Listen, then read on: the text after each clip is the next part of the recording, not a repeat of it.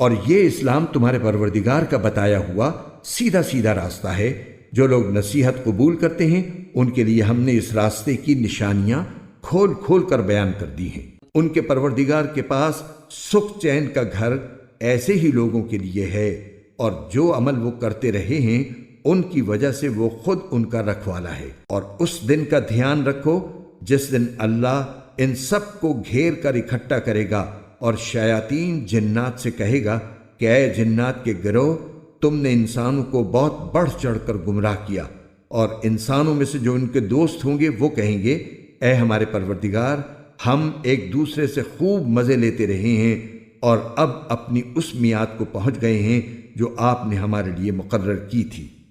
اللہ کہے گا اب آگ تم سب کا ٹھکانہ ہے جس میں تم ہمیشہ رہو گے، الا یہ کہ اللہ کچھ اور چاہے۔ یقین رکھو کہ تمہارے پروردگار کی حکمت بھی کامل ہے، علم بھی کامل، اور اسی طرح ہم ظالموں کو ان کے کمائے ہوئے اعمال کی وجہ سے ایک دوسرے پر مسلط کر دیتی ہیں۔